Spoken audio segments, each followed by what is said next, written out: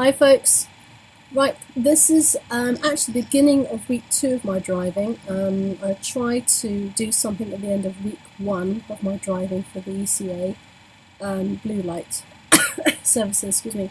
But I was afflicted with a very bad cold, and you wouldn't be able to hear me very well. Hopefully the volume control's still okay on this system, so again, if it's not, then please let me know.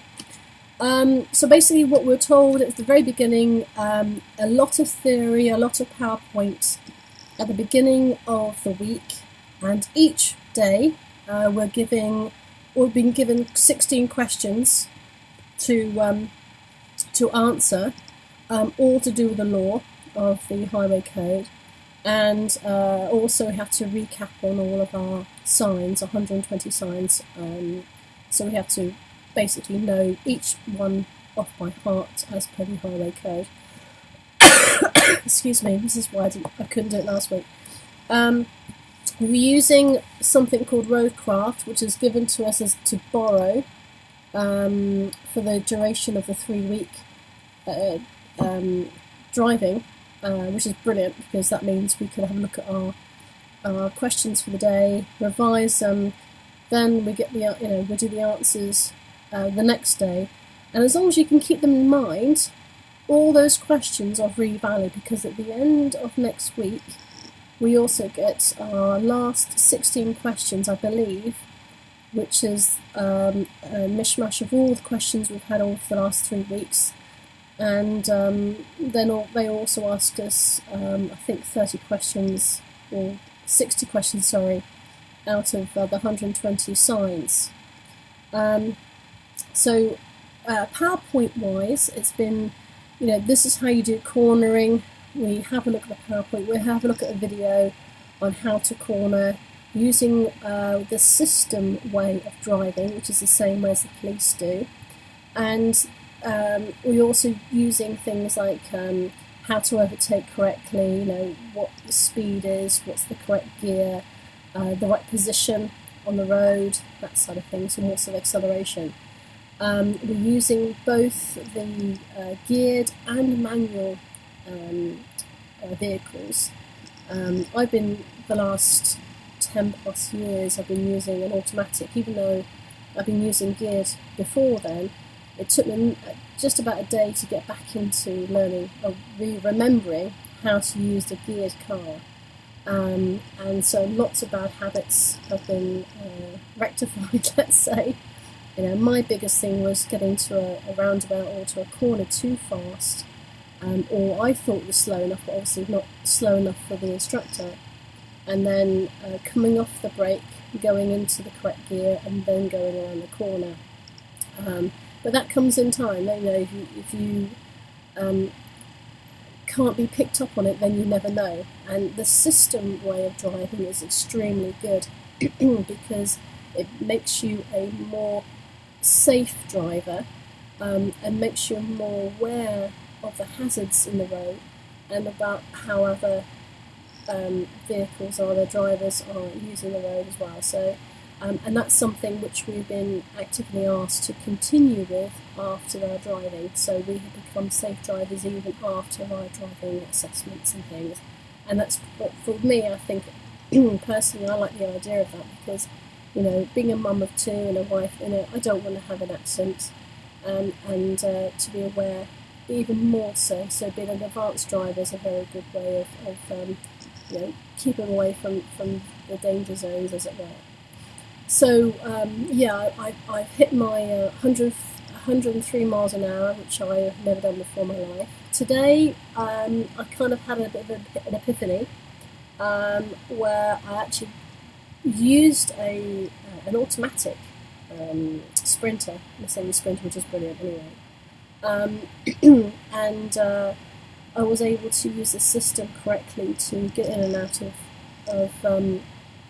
the bends, the left-hand bends and the right-hand bends, and not to take the racing line, because a lot of people, when they, me particularly, I'm always taking the racing line because that's the way I've kind of adjusted my driving throughout the years, is to get the fast approach. But the racing line isn't necessarily the most safest, and they're talking about the position of safety first, and a good view, and the stability of the vehicle is more important. So, I've taken on board a lot of what the instructors are saying. So tomorrow we're going to go back onto the automatic again, the Sprinter again, and then I think towards the end of the week we have our examination, or our assessment, theory assessment on law, which I believe is the major 16 questions throughout these last sort of 2.5 weeks, and they'll choose whatever ones they are, and we have to basically pass at 75 or 85% or something. And I think they're going to have us figure out which questions they are going to be asking. So they basically want us to pass, but also to keep and retain knowledge of what we learned through the week, which is brilliant. The other thing I was going to say is, you're not confident with speed or not confident with overtaking, the instructor will help with that. He'll kind of be helpful criticism on what to do. He won't beast you, as a lot of people would worried about how to do. He'll basically, or she will basically, try to assess where your level of learning and understanding is, and then get you to that level where they need you to be to progress the next day. For me personally, there's people who have been a little bit worse than me who have actually passed. I think I'm a slow learner, and I'm just about getting there. I still got to up my game to the point where I'm actually going to be thinking a bit further ahead. But today, like I said, my epiphany moment, the moment where I was actually looking further afield, looking at roundabouts before I was getting to them, like a mile up the road sort of thing. Whereas beforehand was maybe quarter of a mile, half a mile max, even to the point where I was actually so all-encompassing of the actual stopping at the roundabout, instead of thinking to stop but wanting to go, that sort of things.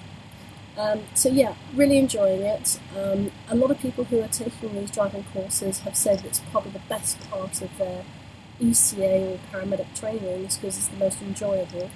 It is, as long as you can take the criticism and use it positively. Don't go into the driving instructional training thinking you know everything, and you don't want to listen and do what the instructor tells you, because you are not going very fast. You've got to be there to absorb that information in. Okay. Now, some of you may have taken or are taking your driving first, the first 3 weeks before you start your ECA's clinical, or like me, you've done your ECA clinical for 5 weeks and taken your driving for 3 weeks. Whatever order you do it in, just take it step by step, day by day. Learn from the mistakes of yesterday, but let it pass. Okay? Don't get caught up on, oh my gosh, I did this wrong yesterday, and then you lose sleep over it, because that's not good. As they say in the service, if you had if you go into an ECA, if you go into an accident or something, you've got to leave it there at the doorstep. Don't take it home with you, because otherwise your shoulders going to get very, very laden. So if you make a mistake in driving, or you didn't do something as you're supposed to do, then take that as a learning and digest it, and then try and figure out how you can improve it. So the next day, that would be your number one thought. Okay, let's try and combat this. Let's try and get this working. Which is what I did. Because my problem was the speed, and the other one's the clipping the corners of trying to get around the corner of a racing line when I'm not supposed to do racing lines. Okay, so I hope that's a bit of a help. I will come back to you at the end of the week, as long as I've still got my voice, and I'll let you know how the assessment's going, and what the end of week 2 is like.